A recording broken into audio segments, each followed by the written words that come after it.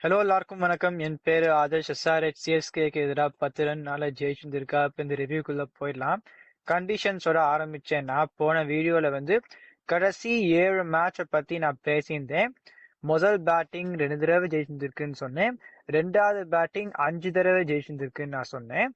ஆனா அந்த 7 மேட்ச்ல ஒரு 200 பிளஸ் சேஸ், அது 247 எஸ்ஆர்ஹெச் சேஸ் பண்ணா அகேன்ஸ்ட் பஞ்சாப் கிங்ஸ். அப்புறம் 200 பிளஸ் ஸ்கோர் இருந்தது, அது சேஸ் பண்ணலன்னு நான் சொன்னேன். சிஎஸ்கே தோத்ததுனால நான் அப்படி சொல்லல. நான் அவ இதுல இருந்திருந்தேன்னா டாஸ் ஜெயிச்சிருந்தா நான் பேட்டிங் ஃபர்ஸ்ட் தான் சொல்லியிருந்திருப்பேன். அவ பிளேயிங் லெவனும் சரியா விளையாடல. ரெண்டு டீமுமே அந்த பிளேயிங் லெவன் சரியா விளையாடல. சிஎஸ்கே 205 ரன் அடிச்சிருந்தானா டிஃபெண்ட் பண்றதுக்கு இன்னும் ஒரு வாய்ப்பு இருந்திருக்கலாம். In spite of them playing the wrong playing eleven. இப்போ எஸ்ஆர்ஹெச் கேட்டிருந்தா அவ பேட்டிங் ஃபர்ஸ்ட் தான் சொல்லியிருந்திருக்கலாம். எனக்கு பொறுத்த வரைக்கும் வித் பேட்டிங் வேணும் தேவ் காட். போன மேட்சும் 57 ரன்னால ஜெயிச்சிருந்தா டிஃபெண்டிங் த ஸ்கோர் அவ பேட்டிங் ஃபர்ஸ்ட் எடுத்திருந்திருக்கலாம். So I thought CSK should have batted first. இப்போ பிளேயிங் லெவன் நம்ம பார்த்தோம்னா எஸ்ஆர்ஹெச்சோட ஆரம்பிச்சிடுறேன். பேட் கமின்ஸ் ஃபிட்டா இல்லாததுனால தில்ஷான் மதுஷங்கா சைன் பண்ணியிருக்கா. அவரை விளையாடணும்னு சொன்னேன். இஷான் மலிங்கா இன்னைக்கு விளையாடினா man of the match performance நான் அதை கூட சொல்ல மாட்டேன். அப்புறமா என்ன சொல்றது, ஒரு இதுதான் எனக்கு புரியவே இல்லை. இப்ப இந்த இம்பாக்ட் 7 நம்ம பார்த்தோம். லியம் லிவிங்ஸ்டன் 11லயே விளையாடக்கூடாதுன்னு நான் முன்னாடியே நான் சொல்லியிருந்திருக்கேன். ஹர்ஷ் தூபே பேட்டிங்கும் விளையாடுவார். அந்த நம்பர் 8 சுச்சுவேஷன்ல அவர் ஒரு பவுலிங் ரிசோர்ஸ காம்ப்ரமைஸ் பண்ணிட்டு லியம் லிவிங்ஸ்டனை கொண்டு வந்தா அவர் 5 பந்துல 1 ரன் அடிச்சார். அந்த ஃபுல் டாஸ் கடைசியில போட்ட உடனே அவுட் ஆயிட்டார். அந்த சுச்சுவேஷன்ல பவுலிங்கும் போடல. அபிஷேக் சர்மாக்கு ஒரு ஓவர் கொடுத்துட்டு 13 ரன் கொடுக்கிறாரு. அது எனக்கு புரியவே இல்லை. அந்த ஹர்ஷ் தூபே அதே அளவுக்கு ரன் அடிச்சிருந்தாலுமே லெஃப்ட் ஆர்ம் ஸ்பின்னர் 2வது இன்னிங்ஸ் போந்திருப்பார். அண்ட் கூட 1 by பிகர் மார்ஜின். எஸ்ஆர்ஹெச் அதுல தப்பு பண்ணா. சிஎஸ்கேன்னு பார்த்தோம்னா இப்ப நான் அக்கீல் ஹுசைன் அண்ட் ஸ்ரேயாஸ் கோபால் டு பிளேன்னு சொன்னேன். இன்னைக்கே நம்ம பார்த்தோம் நூர் அஹமத்க்கு இந்த டிஃபென்சிவ் ஸ்பின்னர் அந்த எதிரான எண்ட்ல போடாததுனால இன்னைக்கு நூர் அஹமத் அவ்வளவு எக்ஸ்பென்சிவா போல. ஆனா விக்கெட் எடுக்கல. அந்த போன மேட்ச் போட்ட அளவுக்கு ஒஃபென்சிவா இந்த மேட்ச்ல போடல. ஏன்னா Akeal Hosein didn't play. Matthew Short 3 over போட்டு 38 ரன் கொடுத்தார்.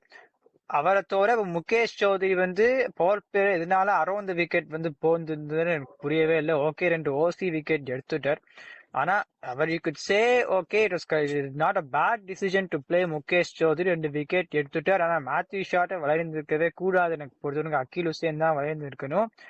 பெஸ்ட் நியூ பால் ஸ்பின்னர் இந்த பவர் பிளேன்னு we have seen in the last few years. அவரை லெஃப்ட் ஹேண்டட்னால ஒக்காத்தி விக்கெட்னா நியாயமே இல்லாத ஒரு விஷயம். அந்த மேத்யூ ஷாட் பெர்ஃபார்மன்ஸை கழிச்சுட்டா ஒரு எந்த பவுலருமே அவ்வளவு பேடா போடல. ஸோ அங்கதான் சிஎஸ்கே இந்த மேட்சை தோத்தா. எஸ்ஆர்ஹெச் நல்லா ஸ்டார்ட் பண்ணிட்டு எல்லா மேட்ச்லயுமே ஹென்ரிக் கிளாசன் ஒரு மெதுவா ஒரு 50 அடிச்சு காப்பாத்திருக்காரு. நிறைய பேர் என்ன சொல்றான்னா அவர் மெச்சூர்டா விளையாடுறாருன்னு சொல்றா. எனக்கு பொறுத்த வரைக்கும் அவர் இன்னும் ரஸ்டியா இருக்கார். அவ்வளோ கிரிக்கெட் விளையாடுறது கிடையாது. அந்த லீக்ஸ் விளையாடுறச்சையும் அவ்வளோ நன்னாவும் அவர் பண்ணல. அதனால ரன் தேத்தின்னு இருக்கார். இப்போதைக்கு தேத்தின்னு இருக்கார். ஆனா எல்லா மேட்சும் குறைஞ்சு போனாலும் ஒரு 30 ரன் அடிக்கிறதுனால அந்த டீமை காப்பாத்துறது. இன்னுமே ஒரு 10 ரன் கம்மியா அடிச்சா இந்த பிச்சுக்கு எனக்கு பொறுத்த வரைக்கும்.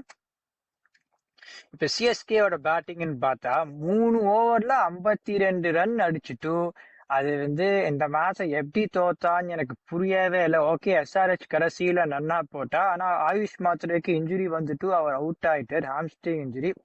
முதல்ல நான் என்ன சொல்லுவேன்னா நான் குறை சொல்ல. இப்ப 5 4 ஒரு 6 out of 13 balls plus dot balls அதுக்கப்புறமா ஹாம்ஸ்ட்ரிங் ஏதாவது ஒரு இன்ஜுரி மாதிரி வருதுன்னா எனக்கு அது புரியவே இல்லை. இப்பதான் வந்திருக்காரு வேற. ஸோ அது ஒரு சில பேருக்கு எஃப் சீன் ரசிக் சலாம் கூட போன மேட்ச்ல 2 ஓவர் ஸ்பொராடிக்கா போட்டார். ஓகே இந்த ஹியூமிட் கண்டிஷன்ஸ் எனக்கு புரியுது. அந்த டிராவல் 2 கட்ட நேரத்துல தூங்குறதுனால you cannot have a sleep schedule. Also இந்த ட்ரைனிங் கஷ்டமா இருக்கலாம். ஆனா 13 பந்து அதுல பாதி பவுண்டரி அப்புறமா டாட் பால் அப்புறமா கிராம்ப்ஸ்னா அதுதான் எனக்கு புரியல. சோ அவர் எப்படி அடுத்த மேட்ச் விளையாடுவாரான்னு எனக்கு தெரியல.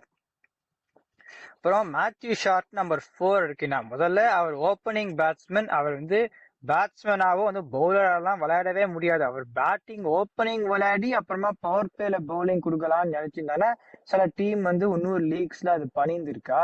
இந்த கேஸ்ல வந்து அவர் விளையாண்டிருக்கவே கூடாது. அவர் வந்து ரன் பால் 34. அப்புறம் சர்ஃப்ராஸ் கான் என்ன சொன்னேன், அவர் டவுன் த கிரவுண்ட் பவர் ஹிட்டிங்ல வந்து இப்போதைக்கு அவருக்கு அவ்வளோ வரல. அவர் வந்து behind square and square of the wicket தான் டார்கெட் பண்றார். ஒரு ஃபீல்டை சரியா போட்டானா அவர் வந்து ஸ்கோரிங் ரேட்டை இன்ஹிபிட் பண்ணிடலாம். நம்ம பார்த்தோம் இன்னைக்கு ஒரு கையால அடிச்சு அவுட் ஆனர். அந்த பார்ட்னர்ஷிப் 34-30 அப்புறமா 25/19 அந்த ஸ்டார்ட்டை வந்து நல்லிஃபை பண்ண ஆரம்பிச்சது. ஆனாலுமே சர்ஃப்ராஸ் கான் அவுட் ஆன உடனே ஒரு 9 ரன் per ஓவர் தான் தேவைப்பட்டது.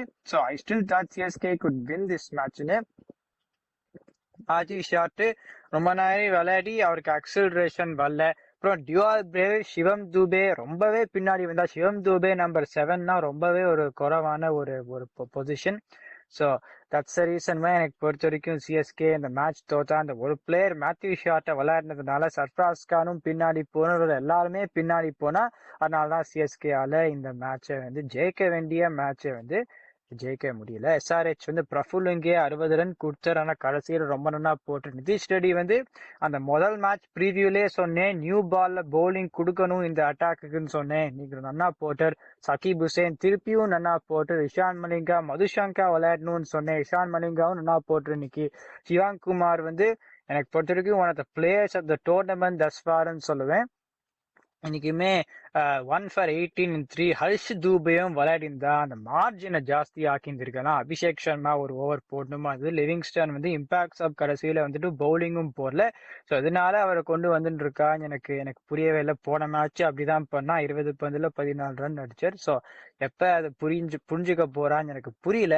ஆனா சிஎஸ்கே வந்து அகீல் ஹுசேனா விளையாடிருந்தா அந்த சுச்சுவேஷன்ல மை வியூ தே ஒரு பிக் சான்ஸ் சிஎஸ்கே கூட ஒன் திஸ் மேட்ச்ல. அந்த ஒரு பிளேயரை விளையாடாததுனால சிஎஸ்கே வந்து இந்த மேட்ச் தோத்தா. அப்பயுமே 3 ஓவர்ல 52 ரன் அடிச்சுட்டு இந்த பவுலிங் அட்டாக்கு ஆல்ரெடி அவ்வளோ ரன் கொடுத்துட்டு ஒரு பேனிக் இது மாதிரி இருந்தாவா அங்கேருந்து எஸ்ஆர்ஹெச்சுக்கு பத்தி பாராட்டணும். வேற அங்கேருந்து they manage to win the மேட்ச்னு. ஆனா சிஎஸ்கே வந்து அந்த ஒரு பிளேயரை வந்து விளையாடினதுனால அந்த தே குட் நாட் எல்லாருமே ஒரு ஸ்லாட் கீழே இருந்தா அதனால அந்த சேஸை வந்து முடிக்க முடியல. சிஎஸ்கே ஒரு 11 வந்து போன மேட்ச் எப்படி விளையாடினாலும் அந்த 11க்கு திருப்பி கொண்டு வரணும். அகீல் ஹுசேன் விளையாடியே ஆனும். எஸ்ஆர்ஹெச் வந்து லியம் லிவிங்ஸ்டனை விட்டுட்டு ஹர்ஷ் தூபியை போட்டான்னா மதுஷங்கா சைன் பண்ணிருக்கா. Gerald Coetzee as a replacement for David Payne. அவரும் 4 ஓவர் 45 தான். ஆனா கொஞ்சம் வேகமா போடுவார். So SRH have got options. So அந்த மாதிரி பண்ணானா எஸ்ஆர்ஹெச் வில் ஆல்சோ என்ன சொல்றது அவன் வந்து இன்னும் ஒரு மேட்ச் ஜெயிக்கிறதுக்கான வாய்ப்பு இருக்கு. சிஎஸ்கேக்கும் அந்த போன 2 மேட்ச் காம்பினேஷன் போட்ட மாதிரி போடணும். அப்படி போட்டானா சிஎஸ்கே திருப்பி ஜெயிக்க ஆரம்பிப்பான்னு நான் நினைக்கிறேன். எனக்கு பார்க்கலாம். அந்த வீடியோ என்ஜாய் பண்ணீங்கன்னா லைக் பண்ணுங்க, சப்ஸ்கிரைப் பண்ணுங்க. My pain watch.